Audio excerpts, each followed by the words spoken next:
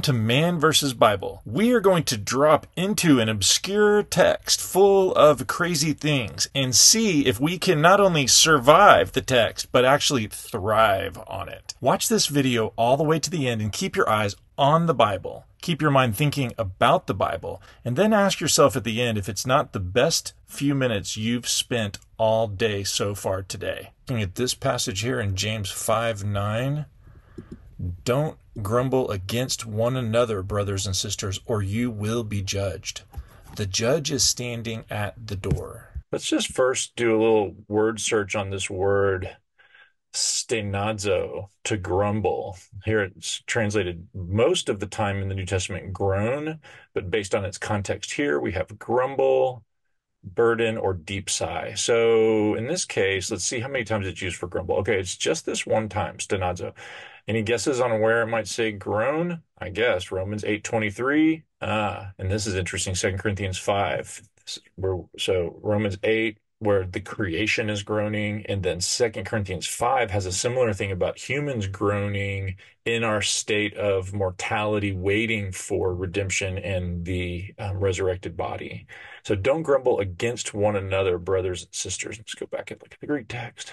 Or you will be judged. Subjunctive mood, second person plural. So this krites, the judge, and rightly in the NIV and with all the biblical context, of course, the judge is God, so it's capitalized it, is standing at the door. He's before the door. He's right before the door. And I just want to look a little bit at this, first of all, in its immediate context and then biblical context. So be patient then, brothers and sisters, until the Lord's coming. Okay. So up here we have this idea of an oppressed, from 5:1 to 5:6, we have the idea of this oppressed working class people who are being exploited through lack of timely paychecks, powerless people, and they're crying out to the Lord of hosts. And then there's this command to be patient until the Lord's coming. Okay, so the Lord's coming is connected to the idea of the judge standing at the door. It's interesting, patient for what in this context? Is it talking possibly about being patient for the judge to come? Possibly the judge who is going to set aright this justice situation. Then there's this imagery about patient waiting. See how the farmer waits for the land to yield its valuable crop, patiently waiting for the autumn and spring rains. And then it says, you too be patient and stand firm because the Lord's coming is near. And in a day of injustice, I don't think that the takeaway is to not be out actively fighting for justice. I mean, clearly the Bible commends that, fighting for justice, being active to seek justice and righteousness and to give mercy and to be benevolent and to give to the weak and to the poor.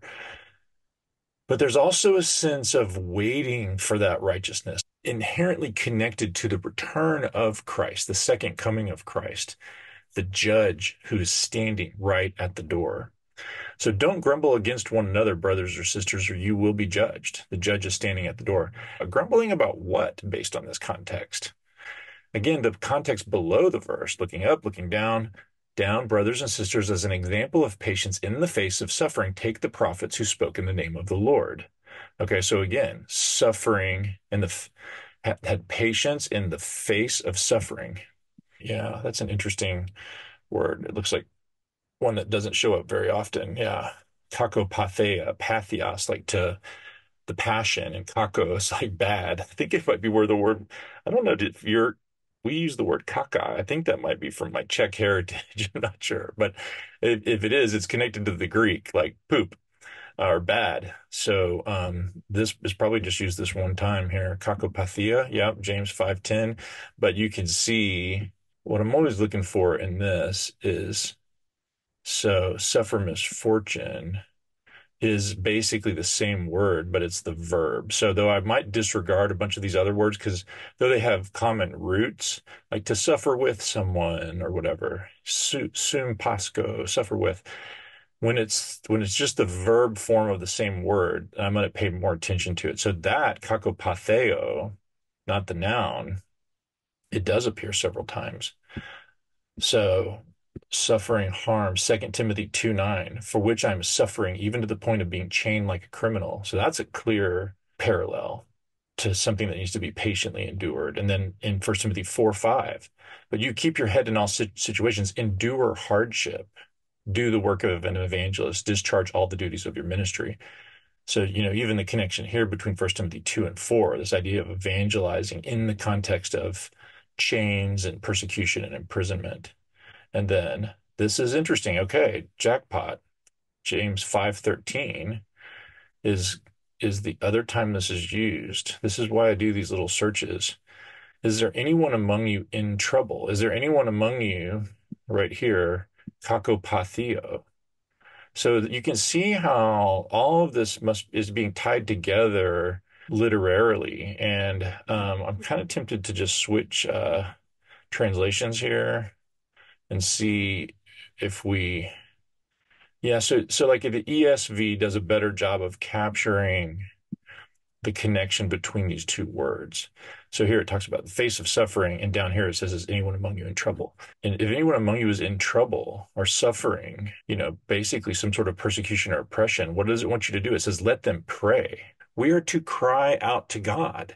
That's this patience, this like patient prayer, perseverance that Job had. God, who is full of compassion and mercy, is like right at the door.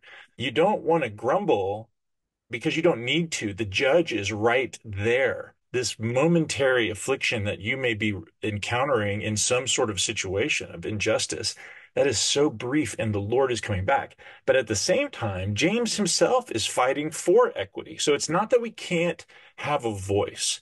I mean, James himself tells the rich people who are oppressing people to weep and wail, it says here. It says in chapter 2 that if that you are to make no partiality. You're not supposed to be an observer of faces, I think is what the Greek says, and to make the poor sit in a bad spot and the rich in a good spot, or those who have class, or those who are cool, or whatever the thing is for today.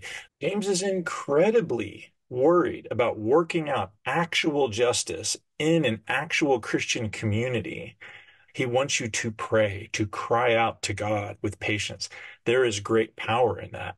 Working equity inside the church and really focusing on that, crying out for equity to the Lord and realizing that He is right at the door, both to check our own behavior, but also to put the injustice that we experience in its right perspective.